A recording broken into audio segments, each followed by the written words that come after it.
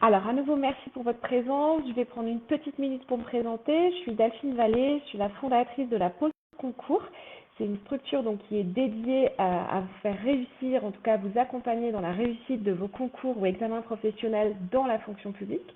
Je viens moi-même de la public d'État, hein, je suis attachée principale d'administration, en disponibilité maintenant depuis 6 ans, où je vous accompagne dans la préparation de vos euros de concours. Donc 6 ans, ça m'a quand même permis d'accompagner plus de 400 candidats, je suis même à 420, 430 je crois, aujourd'hui. Donc j'ai quand même lu un certain nombre de dossiers, RAEP, FIR, CV, lettre de motivation, présentation orale. Et aujourd'hui, j'avais envie, plus spécifiquement, de vous faire un petit topo sur le style. Alors le style, qu'est-ce que c'est? Je ne suis pas là pour vous apprendre à écrire une phrase en français, ça vous n'avez pas besoin de moi pour le faire, mais peut-être à vous donner quelques trucs et astuces pour vous assurer que ce que vous dites, c'est bien ce que vous voulez dire, que ce que vous voulez dire, c'est bien ce qui est compris par le jury et que votre message arrive à passer. Une des premières clés, je dirais, pour faire passer un message, c'est de faire simple. Donc déjà, vous pouvez vous dire d'emblée, que ce soit à l'écrit, dans vos dossiers RAEP, dans CV, lettre de motivation, FIR, tout ce que vous porterez à la connaissance du jury, mais aussi à l'oral, peut-être même encore plus, bannissez les phrases longues. Les phrases longues, même si elles sont très jolies, très correctes, grammaticalement parlant, en termes de syntaxe, etc., c'est difficile à lire, c'est long à lire. Donc imaginez votre jury qui a je ne sais pas combien de RAEP à lire, qui a des pavés comme ça, pas espacés, avec des phrases qui font 4 lignes, je vous assure que c'est très compliqué. Donc on va revenir aux bons vieux fondamentaux, sujet, verbe, complément, point, j'enchaîne. Une idée, une phrase, d'accord? Et soyez, encore une fois, efficace. Pas besoin de faire de la grande littérature. Petit bémol quand même, tout de suite, on a des ministères qui aiment bien soigner leur style. Je pense par exemple aux affaires étrangères. Je pense à l'éducation nationale. Souvent, dans ces ministères, j'observe que les candidats et les jurys avec qui je discute sont très attentifs au style, à la tournure, à la rédaction. Donc là, il y a peut-être une culture du ministère, c'est une culture un peu plus littéraire, ça peut être le cas dans d'autres ministères, hein, mais en particulier sur cela. Et donc, on va essayer d'adopter la forme qui leur convient le mieux. Donc c'est la deuxième idée. 1, je fais simple et efficace, sujet, verbe, complément. 2, néanmoins, je porte une attention particulière au style de mon ministère, à ces mots habituels. Pour tous les internes, vous savez, chez vous, dans vos maisons, il doit y avoir des mots qui reviennent tout le temps, une manière de présenter les choses. Essayez de vous approprier ces mots et cette manière, simplement parce que ça facilitera votre projection dans les fonctions, dans le corps ou dans l'administration que vous voulez rejoindre. Alors, une fois qu'on a dit ça aussi, une rédaction efficace, c'est une rédaction qui porte le sujet que vous voulez porter. Souvent, ce que j'observe, c'est que vous êtes trop descriptif. Vous voyez, le candidat, on lui demande de parler d'une réalisation professionnelle, d'une expérience professionnelle marquante, et au lieu de parler de lui, de ce qu'il a fait, des actions qu'il a mises en place, de ce qu'il a observé, de comment il a construit telle ou telle chose, il va nous faire tout un paragraphe sur le projet en tant que tel, ou le service. Et il va nous expliquer que c'est un projet qui a mobilisé 2 millions et puis qu'il y a eu 20 personnes dessus. Enfin, il nous fait toute une tirade de présentation du projet et il ne nous parle pas de lui. Là, vous voyez, vous pouvez vous dire qu'en termes de rédaction, vous êtes un peu à côté du sujet. C'est-à-dire que vous avez décrit très longuement un cadre, mais vous n'avez pas parlé de ce qui vient directement intéresser votre jury, ce que vous avez fait.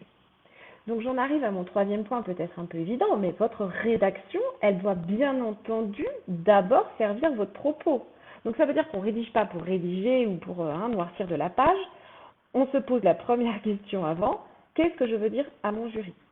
À partir du moment où j'ai identifié l'idée force ou l'idée plus complexe, les idées que je souhaite porter à connaissance du jury, eh bien je vais adopter un style simple et direct en utilisant les codes de mon administration pour venir dire ça. Très concrètement, parce qu'il faut du concret, sinon on ne s'en sort plus, en méthode de rédaction, vous pouvez garder en tête un peu ce triptyque-là. Le triptyque, c'est je pose mon idée, c'est-à-dire j'annonce de quoi je vais parler. Jury, je te dis que j'ai des compétences en matière de comptabilité. Jury, je veux mettre en avant mon rôle de pilote dans le déploiement de ce dispositif. Je dis au jury de quoi je parle, un peu comme si on introduisait ses propos. Ensuite, vous allez justifier vos propos, c'est-à-dire concrètement vos compétences, concrètement votre action dans cette gestion de projet, c'était quoi? Donc, vous voyez, le deuxième temps, une fois qu'on a dit de quoi on va parler, on va justifier en apportant des éléments, des exemples d'actions qu'on a menées, des exemples de méthodologies qu'on a suivies, pour réaliser telle ou telle chose qu'on avait dit en introduction qu'on avait réalisée. Et ensuite, et c'est ça le plus important, vous allez analyser vos propos. Analyser vos propos, c'est quoi finalement? C'est écrire, dire au jury ce que vous voulez qu'ils retiennent de ce que vous venez de dire. Ok, donc je reprends. Si vous dites par exemple, moi j'ai été pilote dans le déploiement de la numérisation de telle ou telle chose. Concrètement, d'abord, je me suis approprié les fondamentaux, j'ai ensuite réuni des groupes de travail, j'ai expliqué sur ce qu'on allait faire, sur la manière dont on allait le faire, etc. Ce que je retiens de ce projet et de mon rôle en tant que pilote, c'est l'importance de communiquer, l'importance d'un rétro-planning, l'importance de partager les éléments et de recueillir les différents points de vue pour ensuite pouvoir vraiment mettre en place les choses de manière opérationnelle. Parfois, je dis c'est 2 tiers, 1 tiers. Ça veut dire c'est 1 tiers description de ce dont vous voulez parler, quel est votre point et ce que vous avez fait, 2 tiers d'analyse. Alors bon, j'exagère un peu, vous allez avoir du mal à faire 1 tiers, 2 tiers, je pense, mais en tout cas, au moins la moitié, au moins une analyse très musclée. Votre rédaction sera d'autant plus efficace pour faire passer votre idée, vous vous souvenez, c'est quand même le truc du départ, si à la fin, vous allez tout simplement dire au jury très simplement ce que vous voulez qu'ils entendent, ce que vous voulez qu'ils retiennent. Donc on reboucle, j'ai mon idée qui est très claire, je sais exactement ce que je veux dire. Pour ça, je fais des phrases simples avec les mots de mon ministère. J'ai ensuite une technique rédactionnelle qui pose l'idée, qui dit ce que j'ai fait, qui ne met pas des tartines sur la description, parce que très souvent ça n'a aucun intérêt, et qui va directement à ce que je veux en retenir, ce que je veux te dire jury, ce qu'il faut savoir au travers de cet exemple. Toujours avec des phrases simples, percutantes, vous verrez là, vous vous assurez que votre discours va passer. Je fais une petite pause là. S'il y a des sujets, des choses moins claires sur ce volet un peu rédactionnel, surtout n'hésitez pas maintenant à me signaler dans le chat et on reviendra dessus après. L'autre point que je voudrais aborder dans cette partie sur soigner le style, maintenant qu'on a vu un peu comment on écrit les développements, c'est ce que j'avais mis dans le flyer, c'est-à-dire mais comment je vais annoncer mes propos, comment je vais annoncer mon plan et pourquoi soigner ces transitions. Pourquoi je vous ai mis ces points-là, annoncer son plan et soigner ses transitions? Parce que c'est la même idée que celle que je viens de décrire. C'est-à-dire que si vous voulez que votre message passe et soit suivi par votre jury, surtout à l'oral, il faut que vous annonciez de quoi vous allez parler. Il faut que vos propos soient structurés et que cette structure, vous la communiquiez au jury. Alors, dans les dossiers écrits, selon les consignes, on va plus ou moins pouvoir annoncer son plan. Vous allez pouvoir le faire, par exemple, quand vous avez 2 pages à faire sur rapport d'activité, ce que vous retenez de votre carrière. Vous voyez, vous pouvez commencer, structurer les choses et dire au jury, bon ben voilà, ce que je retiens de ma carrière, c'est ci, ça, et puis après, vous en parlez. Vous allez pouvoir le faire parfois aussi dans la partie, justement, mise en avant d'une expérience significative. Vous allez annoncer cette expérience significative, dire ce que vous avez mené, dire les enseignements tirés. Vous pouvez le poser. Mais là où vous allez surtout devoir faire un plan, absolument devoir faire un plan et l'annoncer, c'est bien à l'oral. Et là, j'ai envie de vous dire, je reprends mon conseil de tout à l'heure, faites simple et efficace. Ce qui est important, c'est qu'on entende votre plan. Donc, vous pouvez tout à fait dire que des choses du type mon parcours professionnel m'a permis de développer plusieurs familles de compétences, des compétences en matière de blablabla et des compétences en matière de blablabla.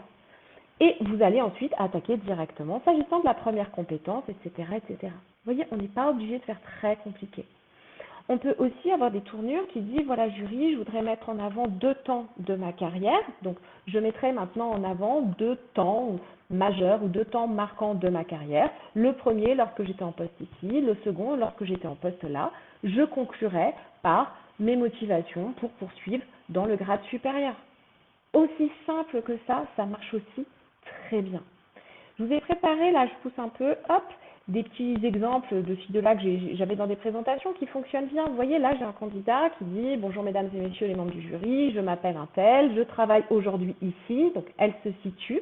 Et ensuite, finalement, elle dit « À chaque fois, 3 grandes motivations, 3 grands marqueurs ont guidé mon parcours et mes choix de poste. D'abord, la volonté, nanana, ensuite l'envie d'eux, et enfin le besoin de travailler en équipe ou autre. » Et ensuite, ça, ce sont les 3 parties que la personne va suivre.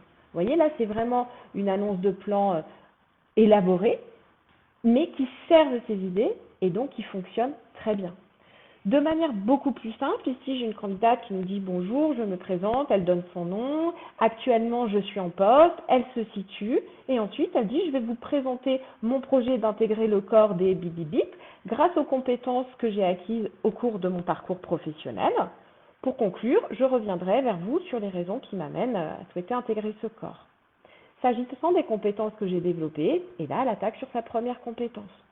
Ça fonctionne aussi très bien. Ici, allez, je vous en fais un petit dernier rapidement, j'ai quelqu'un pareil, bonjour, je me présente, je me situe, c'est un peu toujours pareil, hein, donc je suis en poste là. Qu'est-ce qu'elle nous dit? Je vais maintenant vous présenter 2 compétences que j'ai développées au cours de mon parcours professionnel et qui me semblent transposables dans mes futures fonctions de bip bip bip. Il s'agit de ma compétence en matière d'encadrement d'équipe et de ma compétence, etc. Je conclurai par mon projet professionnel et mes motivations. Vous voyez, c'est efficace. On peut même dire, j'aborderai dans une première partie, puis je développerai dans une seconde partie. C'est pas grave si le style, il est, vous voyez, un peu comme ça, on se dit, mais ça fait quand même très artificiel. L'idée, c'est d'avoir un discours clair, un plan qui est annoncé clairement et simplement. Ensuite, ça va être pareil sur vos transitions. Pourquoi je dis que c'est important de soigner les transitions? C'est parce qu'en fait, c'est les marqueurs des enchaînements de vos idées. Et donc, lorsque l'on vous écrit, on n'a pas votre présentation orale sous les yeux, on a besoin d'entendre très clairement à quel moment vous passez d'une partie à une autre, d'une idée à une autre. Et pour ça, il faut mettre du liant, il faut faire des transitions.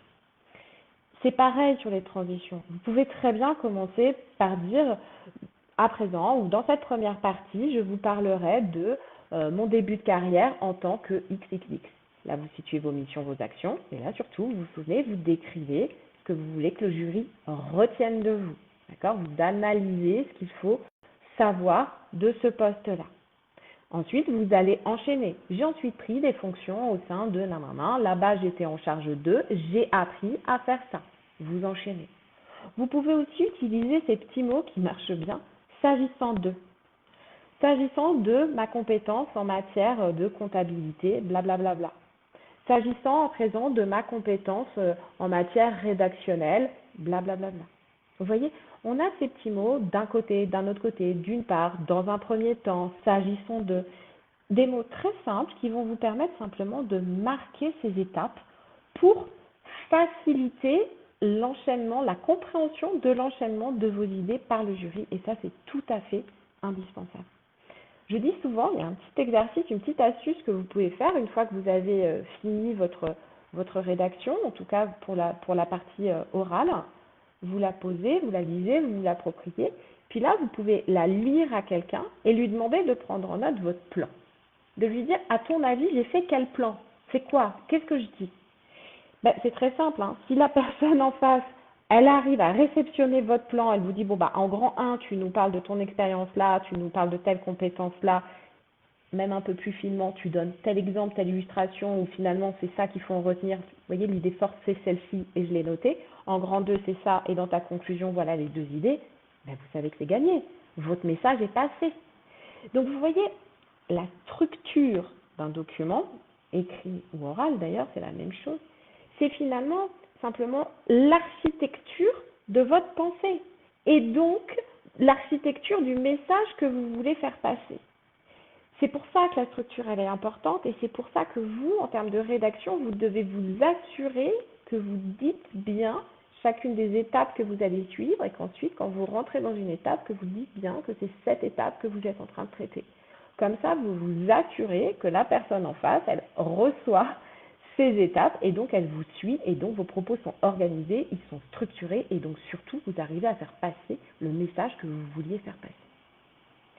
Alors voilà justement un peu moi aujourd'hui les idées que je voulais vous faire passer. Vraiment, vous l'aurez compris, j'insiste là-dessus, l'idée d'une rédaction simple, efficace, directe, pas de tournure en poulet, pas de phrases qui font 5 lignes, pas de propositions de compléments, enfin voilà, un style direct, encore une fois.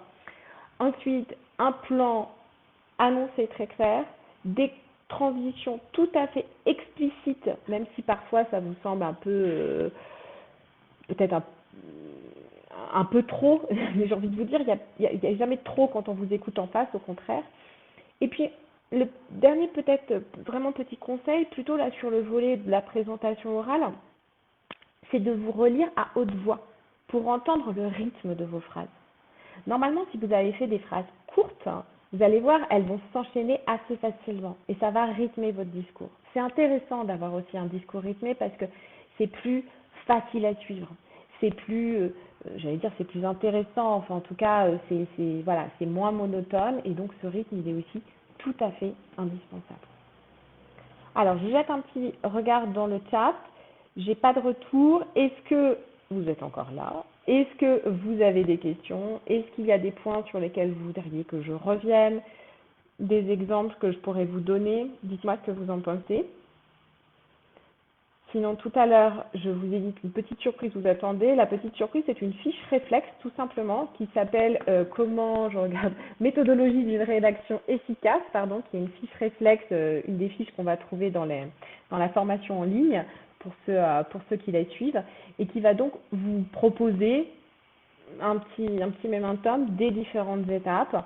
Je fais des phrases courtes, je pense discours, je soigne mes transitions, je rédige mes développements avec cette espèce de triptyque dont je parlais tout à l'heure, de quoi je parle, ce que j'ai fait, ce que j'ai observé, mes actions, et puis surtout ce que j'en retiens, le bilan. On se souvient de bien penser au rythme. Et ensuite, sur la phase oralité, on inclut aussi des silences dans son discours. Mais ça, c'est un autre sujet. Donc, hop, je mets en aparté. C'est juste que vous le trouverez sur la petite fiche réflexe. Pour recevoir cette fiche, je vous laisse m'envoyer un mail ou mettre un commentaire en dessous des vidéos sur YouTube ou sur Facebook en me donnant justement votre mail. Et en vous envoyant, je pourrai comme ça vous envoyer cette fiche réflexe. Il nous reste quelques minutes. Est-ce que vous avez des questions à me poser, des points sur lesquels vous voudriez que je revienne? Sinon, j'en déduis que tout était clair. J'en suis ravie. J'espère que vous avancez bien dans vos dossiers, comme vous le souhaitez, bien dans votre présentation orale, comme vous le souhaitez.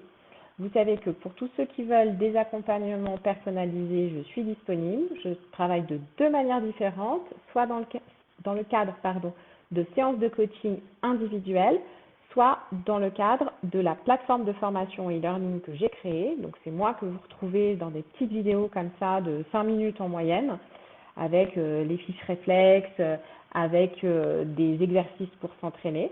Et puis la possibilité, si vous prenez la formule un coach à disposition, de m'envoyer tous vos documents pour que je les relise, les corrige, les annote. Et puis maintenant, j'ai même inclus une séance de coaching. Donc voilà, l'idée, c'est que vous trouviez la manière de travailler qui vous correspond. Vous pouvez prendre les vidéos YouTube et essayer un peu tout seul par vous-même de le faire. Vous pouvez suivre les parcours de formation en ligne ou vous pouvez me contacter pour une séance individuelle de coaching. Alors, merci pour l'adresse mail que j'ai vue là, Julia, je pense. Je vous adresserai donc la fiche réflexe. Je vois une petite question d'Aurélie. La durée habituelle d'une présentation, ça dépend des concours. En gros, le plus souvent, on est sur des présentations de 5 ou 10 minutes. Mais on a des concours sans durée de présentation, ou plus court que ça, 2-3 minutes.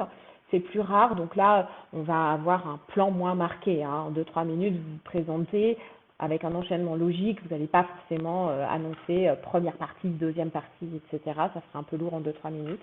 En revanche, sur les présentations 5, 10 ou certains, c'est 15 minutes, c'est plus rare. Là, le plan, il est indispensable. J'ai fait des vidéos et je pourrais refaire un live là-dessus sur les différents types de plans qui existent et sur un peu ce que je peux conseiller justement en termes d'efficacité de plan selon qu'on est sur 5 ou 10 minutes, mais c'est un peu un autre sujet. Je vois une autre question qui est celle des manuels qui aident à la préparation orale pour les externes. Je suis désolée, j'ai pas cette info. Alors, je vais y réfléchir, mais là, comme ça, je saurais pas quoi vous dire. Qu'il faudrait spécifier un petit peu plus quel type de manuel vous recherchez. Par exemple, on va avoir des manuels un peu généraux hein, sur la préparation des concours, mais il y en a pour la catégorie A, pour des oraux spécifiques, des concours pardon, spécifiques, catégorie B ou C. Enfin, vous voyez, spécifier un petit peu. Après, on a aussi des annales. Et puis il y a surtout beaucoup de forums. Je trouve qu'ils donnent beaucoup de ressources et de conseils. Alors après, évidemment, hein, c'est comme tout sur Internet, c'est à prendre ou à laisser. Et puis l'inconvénient des forums, c'est que ça peut être extrêmement anxiogène.